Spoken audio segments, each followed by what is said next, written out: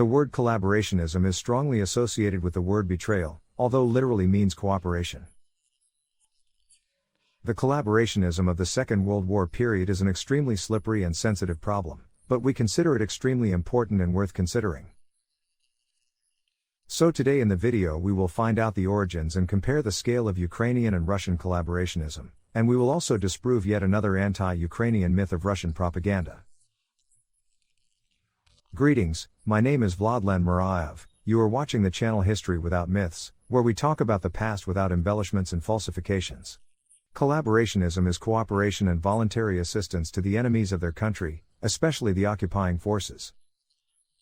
Domestic sources, for example, the Encyclopedia of Modern Ukraine, which is published under the auspices of the National Academy of Sciences and the Shevchenko Scientific Society, interpret it in a similar way.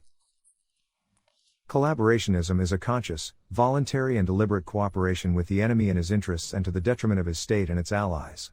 In the legislation of most countries, collaborationism is qualified as a crime against one's state, treason. During the Second World War, collaborationism became extremely common, but there are two examples that are considered classic that have become famous throughout the world. The first is the Vidkun Quisling regime in Norway. This Scandinavian country was occupied by the Nazis in the spring of 1940 during the Operation Weserübung, Weser exercise. King Haakon VII left for Great Britain with his family. The occupiers created the Reichskommissariat Norway headed by the German Josef Terboven. There was a classic collaborationist national government under the leadership of the Norwegian Vidkun Quisling. By the way, Quisling's first wife was Alexandra Voronina, a native of Sevastopol, and Maria Paseknikova, a Kharkiv woman, was the second. It was the surname of Quisling that in many languages became a symbol of betrayal, although this is also the merit of his opponents during the war. For example, the verb to quail, which means to betray the motherland, arose in English. After the liberation of Norway, Quisling was arrested, convicted and shot in Oslo in the fall of 1945 year, as were several dozen of his colleagues. The second of the most famous examples is the Vichy regime in France, so named after the actual capital, a small but world-famous resort town. It arose in the summer of 1940 after the defeat of France, but the situation here was different from Norway. The French government did not flee the country abroad, it agreed to the signing of an armistice, in fact, surrender, and to the military occupation by the Germans of 60% of the country's territory. In the remaining 40% of the territory, the Vichy regime, officially called the French state, was preserved. This state was formally independent, but in November of the 42nd year, the Germans and Italians, worried about the successes of the Allies in North Africa, occupied the remaining 40% of the territory of France. After that, the independence of the French state became only a fiction. With the assistance of the SS, a local volunteer militia was organized in the country, which fought the resistance movement, arrested Jews and handed them over to the Germans. The leader of the Vichy regime was Marshal Philippe Pétain, and when the Allies liberated most of France in the summer of 1944, the Germans arrested Pétain and took him to the Reich. There, in the castle of Sigmaringen, a new collaborationist government was created, but without Pétain. This puppet cabinet lasted until April of the 45th year, when Sigmaringen was taken by Allied troops. Pétain was arrested again, but now the French authorities, led by Charles de Gaulle. Marshal was sentenced to death, but de Gaulle, on the recommendation of the judges, replaced her with life imprisonment. Pétain's venerable age, 89 years, played his role, and in addition, his merits during the First World War, where he became the hero of the Battle of Verdun, that terrible massacre, and even earned the nickname Verdun Lion. Pétain died in prison 6 years later. This is a vivid example of how a person of high authority, a hero of the country and an idol of the nation, becomes a famous collaborator and cooperates with the enemy. And what about Ukrainian and Russian collaborationism? It must be said that in Soviet times this topic was one of the most forbidden. Even some other anti-Soviet and extremely unprofitable topics, for example, the White Movement during the Russian Civil War, were a little, but still covered in Soviet historical literature, because some scientists had access to special archives and published their monographs in small editions.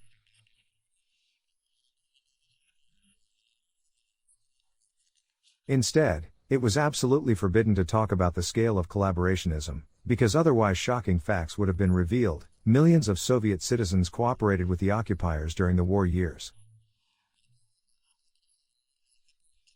Soviet propaganda proceeded from the thesis that every citizen of the USSR must be a patriot of the USSR, that is, to fight at the front, to work selflessly in the rear, and if such a misfortune has already happened, and you suddenly find yourself in hostile occupation, then become a partisan or underground worker.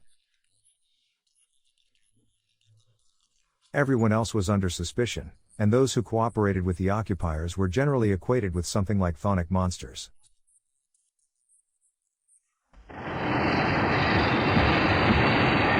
The term collaborationism was used little, it was considered neutral and too difficult for Soviet citizens to understand. Because mass propaganda was as simplified as possible, black and white, bad and good, enemies and friends. It is not surprising that even now, unfortunately, many of our compatriots think in a similar way. During the times of the USSR, collaborators were described only with words that had an exclusively negative connotation: traitors to the motherland, henchmen of the Hitlerite occupiers, fascist traitors. The Soviet historian Sulzenko in the 74th year wrote the following about the SS Division Galicia. The history of the creation of the Halichina SS Division is a disgusting example of the betrayal of the Ukrainian bourgeois nationalists to their people. The division was joined by police officers, own activists, Kirkul sons, Uniat dependents, the most despicable thugs, murderers and rapists who carried out brutal massacres of Soviet patriots. All this evil was the backbone of the bandit division.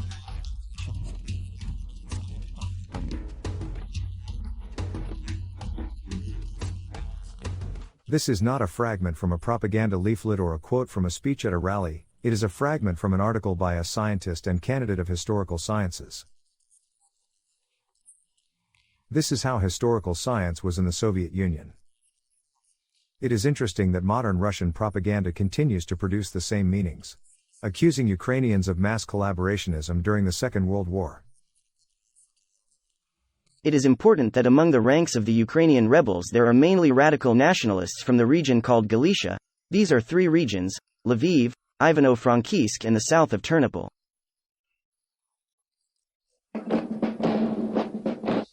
During the Great Patriotic War, a whole division of Ukrainian volunteers was called SS Galicia. It fought on the side of the Third Reich. In fact, Stalin's totalitarian regime had no reason to count on universal popular support in the war against Germany, and this whole universal rush to fight the aggressor is nothing more than a propaganda delusion. The reality is completely different. The Bolshevik regime at that time existed for only 2 decades, and for many it remained alien. Well, what kind of massively popular love could we talk about after dispossession, collectivization, famine and mass terror of the late 30s? As an example, I will give some documentary evidence from the monograph of Doctor of Political Sciences Vladislav Hrunovich, Red Imperialism. This is a new book published in the year 2019. And written on the basis of a huge amount of archival material previously inaccessible to researchers. The author studies public opinion in Ukraine at the beginning of World War II, and I highly recommend this book. So, these are the words of a peasant from a Bakov region on the eve of the German attack in the spring of the 41st year. Call me a scoundrel, if in 3 months you don't see the Germans here, nothing will save the Soviet government. The whole people, and especially the peasantry, are just waiting for it to begin. People will know what to do. People will not go to fight for the commissars, for the collective farms. All this party rubbish will scatter like rotten pears, and there will be no trace. And the peasant Lyasota from the village of Tereshki, now in the Khmelnytsky region, said, "Soon the Germans will unite Ukraine again and will own it, then life will be good, but now we have no order, we work for free in the collective farm, we have not yet been paid for the 37th year, but the Germans are smart and will bring the necessary order here. But not only peasants. Here are the opinions of servicemen of the Kiev Special Military District, recorded by the Soviet Special Services. Hitler has a better army than ours. His army is well fed, dressed, so they leave with a great desire to fight and have success. We are poorly fed, clothed, and therefore our army is fighting under duress. These and other testimonies are given in Hrynevich's book Red Imperialism with references to relevant archival documents. So it is absolutely not surprising that millions of residents of the Soviet Union were hostile to the Bolshevik government, were waiting for the arrival of the Germans and were ready to cooperate with them until it became clear that the Nazis were no better than the communists. If we talk about the inhabitants of Western Ukraine, then the situation appears even more clear, because they managed to be Soviet citizens for only a year and a half. And where could mass Soviet patriotism come from there? If these 1.5 years were accompanied by collectivization, mass repressions and other pleasures of the Soviet regime. In this case, a difficult question arises: are the already mentioned fighters of the SS Division Galichina classic collaborators? We know that collaborationism is cooperation with the enemy, betrayal of one's state. Okay, which country? From the formal side, the Soviet Union. But after all, they managed to be his citizens for some year and a half. For them it was a completely foreign state, an occupier who could not stay in Western Ukraine for a long time, and no one knew that the USSR would ever return there. Independent Ukraine did not yet exist. As we know, the attempt of the own activists in the 41st year failed due to the repressions of the Nazis, so they could not betray it either. In principle, if you think about it, you could call the divisionalists traitors to the Polish state, because until the 39th year Eastern Galicia belonged to Poland, then it was occupied by the Soviet Union, and then by Nazi Germany. Obviously, most of the divisionalists used to have Polish citizenship. But there is one but. They were ethnic Ukrainians, not Poles, and Poland was also an occupying power for them. Let me remind you that in 1918th year, Polish troops occupied Eastern Galicia, defeating the West Ukrainian People's Republic. Poland gained sovereignty over this territory by decision of the Council of Ambassadors of the Entente only in the 23rd year and only on condition of granting autonomy, but Poland ignored this requirement. There is one more factor that should be mentioned. In those days the memory of Austria-Hungary and the First World War was very, very alive. Many Galicians had experience of service in the Austro-Hungarian army, so for them and their sons there was no great contradiction in serving in the German army. However, we must note that the SS Division Galichina was formed under the conditions of the Nazi occupation, so this is an indisputable manifestation of cooperation with the occupation administration. For example, Stepan Bandera's Organization of Ukrainian Nationalists was categorically against recruiting volunteers to this division and strongly urged Ukrainians not to join its ranks. They understood that this strengthens the Nazis, the enemies of Ukrainian statehood, who do not recognize it, so they must be fought in the same way as the communists. Ukrainian society, in particular in Galicia, was far from unanimous. Some supported the creation of the SS Division Halakina, others, the struggle of the OUN and the UPA, and others generally stayed away. Modern Russian propaganda constantly emphasizes the topic of Ukrainian collaborationism, saying that it was Ukrainians who turned out to be the greatest traitors to the motherland. Of course, Soviet gladly swore to Hitler, shot Soviet soldiers and partisans in the back, handed over undergrounds to the occupiers, took an active part in the extermination of Jews. Well, let's compare the volumes of Ukrainian and Russian collaborationism. Let's start with Ukrainian. It should be understood that during the war, the Nazis occupied the entire territory of Ukraine and only a small part of the territory of Russia, approximately 17%. The population of occupied Ukraine was larger than the population of the occupied part of Russia, approximately 37 million and 30 million. In the conditions of occupation, Almost the entire population is forced to cooperate with the enemy to one degree or another, because survival depends on it. And, accordingly, it is clearly wrong to count absolutely everyone as collaborators. Therefore, it is worth comparing the number of Ukrainians and Russians who served in military and paramilitary formations, in the police, in the SS, in the Wehrmacht. The data here are very different. It is extremely difficult to count them, but the researchers did such work, and that's what they came to. For example, Ukrainian historian Volodymyr Jabak speaks of 200 to 250,000 Ukrainians, the Ukrainian Institute of National Remembrance of 250,000, historian Ivan Direko, from 250 to 300,000 Ukrainian collaborators. Instead, according to the Institute of National Memory, the number of Russian collaborators ranges from 300 to 800,000. Let's compare this with the opinion of Russian scientists, Doctor of Historical Sciences Nikolai Kirsanov and candidate of Historical Sciences Sergei Drobako counted more than 300,000 Russian collaborators, and at the same time 250,000 Ukrainians, but Kirill Alexandrov believes that there are as many as 400,000 Russian collaborators. So, perhaps, for some it will be strange, but there are no fundamental differences between the calculations of Ukrainian and Russian historians. The scientific community, but I emphasize, namely the scientific one, recognizes that among all the peoples of the then Soviet Union, Russians were in the first place in terms of the number of collaborators, Ukrainians, in second place.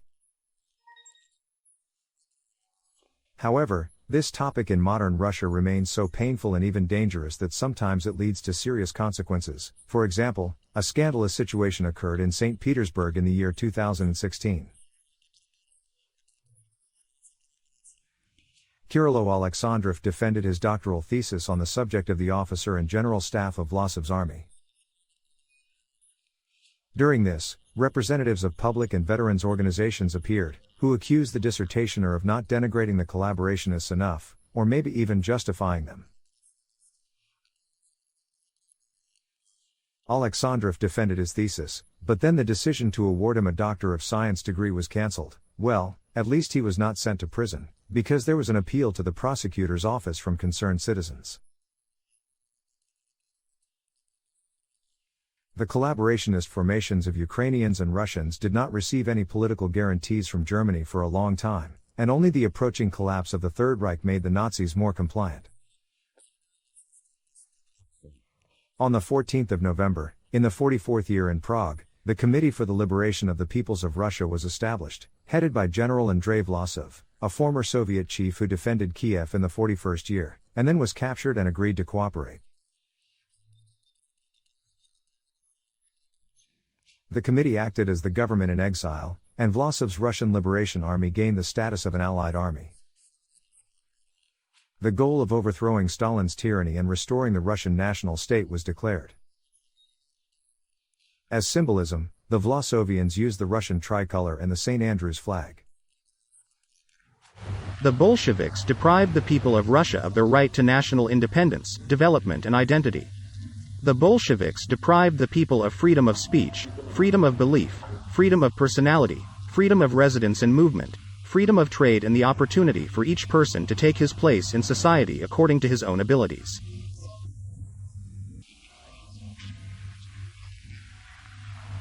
They replaced these freedoms with terror, party privileges and arbitrariness, which they do to people. Based on this, the representatives of the peoples of Russia, fully aware of their responsibility to their peoples, to history and posterity, created the Committee for the Liberation of the Peoples of Russia in order to organize a joint struggle against Bolshevism.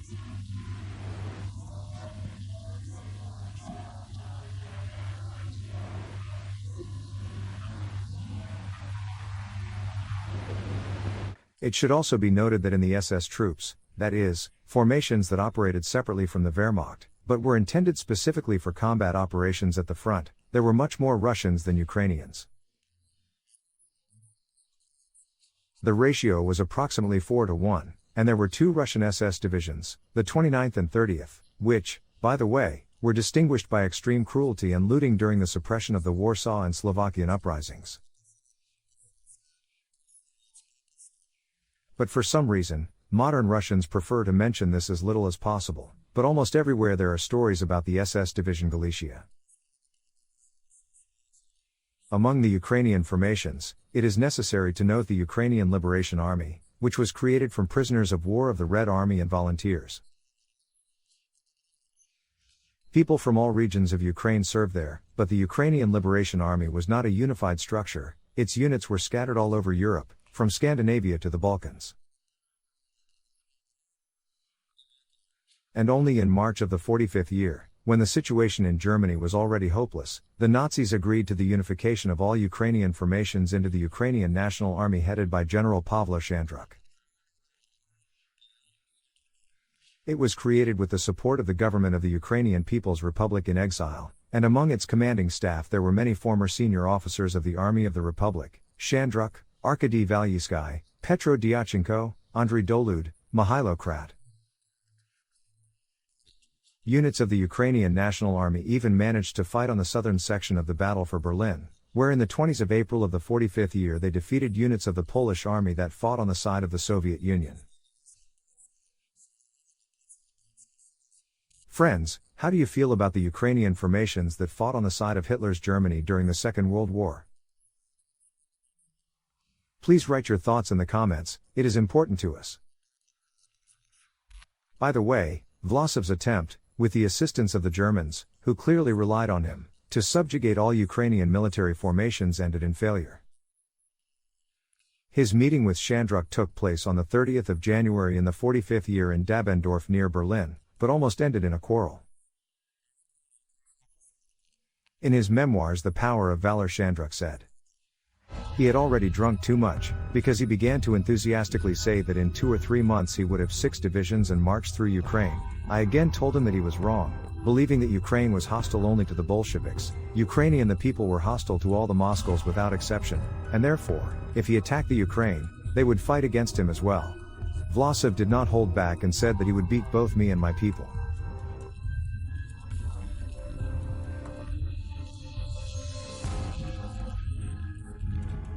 As they say dash. No comments. The thesis of Russian propaganda about the supposedly special propensity of Ukrainians to treason is completely groundless. It is simply an attempt to hide the real scale of Russian collaborationism and to make the Ukrainians the enemy, and in general, collaborationism during the war years was characteristic of absolutely all nations that were under occupation.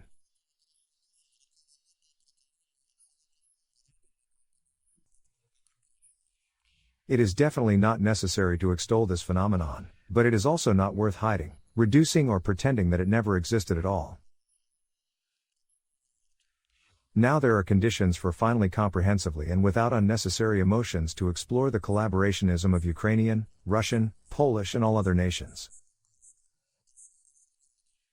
After all, this is necessary in order for us to have the most adequate idea of the past without various falsifications and distortions, and to finally overcome numerous speculations and manipulations on this difficult topic. Don't forget to subscribe to History Without Myths and press the bell so you don't miss our new videos. We look forward to your likes and comments. Thanks for watching, all the best.